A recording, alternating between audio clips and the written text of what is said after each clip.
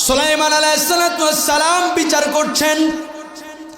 এমত অবস্থায় হযরতে মালাকুল মাউত ওই জায়গার মধ্যে চলে আসলেন। আসার পর মালাকুল মাউত একটা লোকের দিকে বড় বড় চোখ করে দেখলেন। একটু পর মালাকুল মাউত ওখান থেকে চলে গেলেন। যাওয়ার পরেই লোকটা এসে আল্লাহর পয়গম্বর সুলাইমান আলাইহিস সালামকে ডাক দিয়ে বলছে, আল্লাহর পয়গম্বর সুলাইমান, এই যে লোকটা একটু আগে এখানে একজন এসেছিল, আমার দিকে বড় বড় চোখ করে তাকাইছে। আমার মন বলে উনি আমারে বাঁচতে দিবে না, মেরে ফেলবে। আপনার কথা তো বাতাস শোনে, বাতাসরে একটু হুকুম দিয়ে দেন আমার যেন হিন্দুস্তানের কোনো পর্বতের ওপর রেখে আসে। আল্লাহর পয়গম্বর হযরত সুলাইমান আল্লাহর পয়গম্বর বাতাসকে হুকুম দিয়ে দিলেন। বাতাস লোকটাকে নিয়ে সুন্দরভাবে ওই হিন্দুস্তানের পর্বতের ওপর রেখে আসলেন। ওখান থেকে তার জানটা কবজ হয়ে গেল। অন্যদিন আজরাইল আলাইহিস সালাম যখন এই সাক্ষাৎ করতে আসলেন হযরত সুলাইমান নবীর সঙ্গে, আল্লাহর পয়গম্বর সুলাইমান জিজ্ঞেস করলেন, ও আল্লাহর দূত মালাকুল মাউত, হযরত আজরাইল কেনই বা সেদিন ওই লোকটার দিকে বড় বড় চোখ করে তাকাইছিলা? তুমি কেন তারে ভয় দেখাইছিলাম? আল্লাহর পয়গম্বর কথার জবাবে এবার মালাকুল মাউত ডাক দিয়ে বলছে, আল্লাহর পয়গম্বর শুনে নেন, আমি দেখতেছিলাম হিন্দুস্তানের অমুক পর্বতের মধ্যে লোকটার মৃত্যু লেখা আছে, কিন্তু আমি এখানে আসার পরে দেখলাম লোকটা এখানে।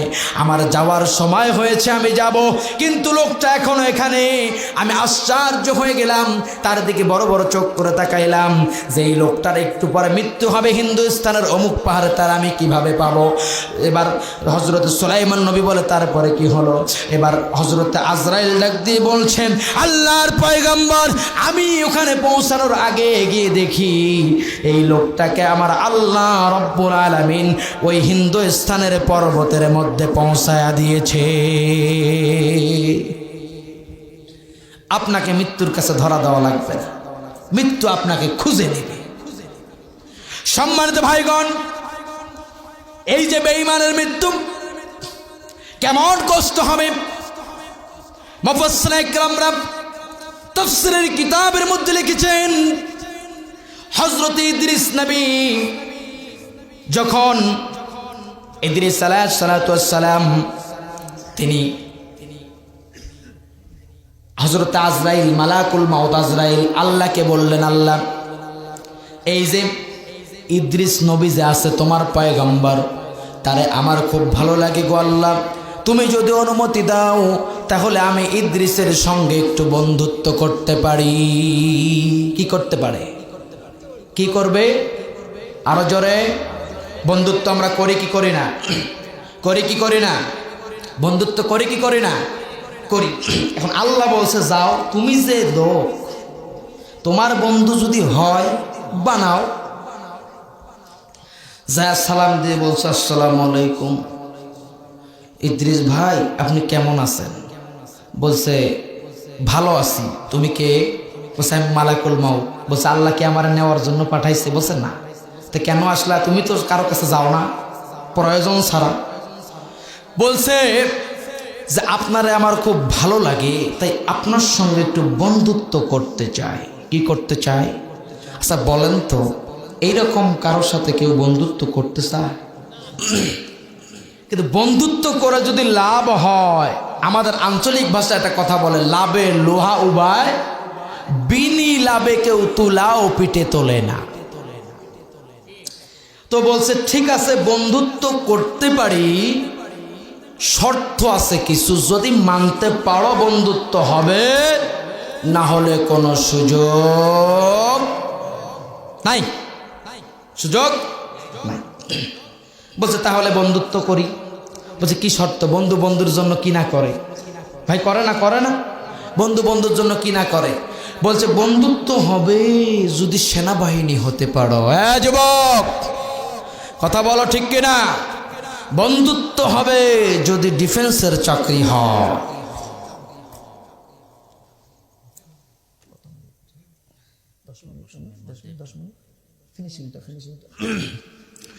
বন্ধুত্ব হবে যদি সরকারি চাকরি হয়। ভাইজান বলছে, শর্ত কি? আর বাড়াই না, মূল কথায় চলে যাই যেহেতু সময় শেষ। কথা হচ্ছে যে বন্ধুত্ব করব যদি কি হয়, আমার শর্ত পরিপূর্ণ হয়। বলছে নাম্বার 1 শর্ত মালাকুল মাউত, তোমার কাছে চাবো কি, দেওয়ার মতো তোমার কিছু নাই, তবে আমারে একটুর জন্য মাইরা ফালাও। কি করো? একটুর জন্য মাইরা ফালাও, আবার জীবনটা ভিতরে দিয়ে দিও। আচ্ছা বলেন তো, কঠিন না সহজ? কঠিন না সহজ? আল্লাহর অনুমতি ছাড়া আজরাইল কাউরে মারতে পারবে? পারবে? গেছে আল্লাহর কাছে, বলছে আল্লাহ গেছিলাম, ভাবছিলাম ভালো, ভিতরটা একেবারে কালো। ভাবছিলাম ভালো, ভিতরটা একেবারে কালো।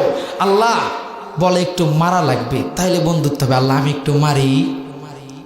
বলছে ঠিক আছে, আমার বান্দা যখন মরতে চায় একটু মারো, আবার জীবনটা ভিতরে দিয়ে দিও। সুবহানাল্লাহ পড়ে।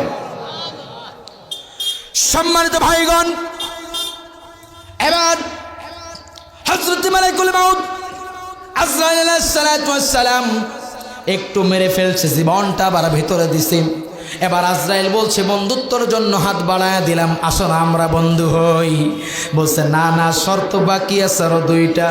বলছে মাইরা দেখাইলা মৃত্যুর যন্ত্রণা কেমন, এবার একটু আমারে জাহান্নামে ঢুকাও, আমি জাহান্নামের কষ্টটা উপভোগ করতে চাই। জাহান্নামে যখন ঢুকাবা, জাহান্নামে ঢুকানোর পর বন্ধুত্ব হবে, তার আগে বন্ধুত্ব নয়। এবার আজরাইল আল্লাহকে ডাক দেব, আল্লাহ আসলে ভাবছিলাম এই ভালো, কিন্তু ভিতরটা অনেক কালো। এবার বলে আল্লাহ ওরা নাকি জাহান্নামেও ঢোকা লাগবে। এবার আল্লাহ বলছে ঠিক আছে, একটু জাহান্নামে ঢোকাও, আবার বের করে নিয়ে আসো।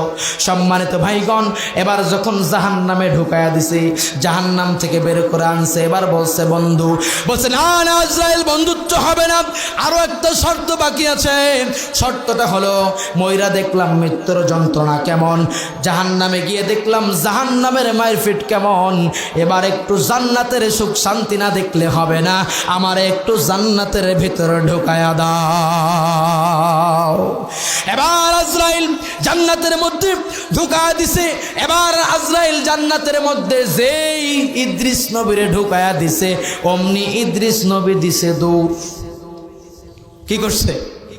দৌড় দিছে। বসে আল্লাহ বিপদে পড়ছি, আল্লাহ ভাবছিলাম ভালো, এ দেখি বেঈমান। কথা বলেন না কেন? মুসলমান গভীর মনোযোগ দিবেন। এবার ইদ্রিস নবী জান্নাতের মধ্যে চলে গেল। জান্নাতে যাওয়ার পর হযরত ইদ্রিস যখন জান্নাতে গেলেন, এবার সেকা খেয়ে বেকা হয়ে আজরাইল আল্লাহর কাছে করুণ সুরে গিয়ে বলে আল্লাহ আল্লাহ আল্লাহ। বলেন তো, এরকম সেকা খাওয়ার পরে অনেক যুবক মসজিদের মধ্যে যায় কান্দে আর আল্লাহর ডাকে আল্লাহ আল্লাহ, আসে না নাই? সম্মানিত ভাইগণ আমার, কথাটা এই জন্য বললাম, ইদ্রিস নবী শখ করে যে মৃত্যুবরণ করেছিল, এই যে মৃত্যু কেমন কষ্ট হয়েছিল, কিরকম ব্যথা অনুভব হয়েছিল, গভীর মনোযোগ দিবেন। মুফাসসির ইকরাম তাফসীরে কিতাবের মধ্যে লিখেছেন, একটা জীবন্ত ছাগলের চামড়াটা, ছাগলটাকে উল্টা দিক দিয়ে ঝুলায় দিয়া চামড়াটা যদি 1টা 2টা 3টা টান দিয়ে খুলে নেওয়া হয়, প্রথম টান দিয়ে যদি ছাগলের চামড়াটা নাভি বরাবর আনা হয়, দ্বিতীয় টান দিয়ে যদি ছাগলের চামড়াটা গলা বরাবর আনা হয়, তৃতীয় টান দিয়ে যদি জীবন্ত ছাগলের চামড়াটা খুলে নেওয়া হয়, ওই জীবন্ত ছাগলটার যেমন কষ্ট হবে, ইদ্রিস নবীর শখের মৃত্যুতেও এর থেকেও অধিক পরিমাণ বেশি কষ্ট হয়েছিল। তাহলে মৃত্যুর যন্ত্রণা হবে কি হবে না? এটা কার মৃত্যু হবে? বেঈমানের। কার? বেঈমান। আর যদি লোকটা ইমানদার হয়, তাহলে আল্লাহর রাসূল বলেছেন তুফাতু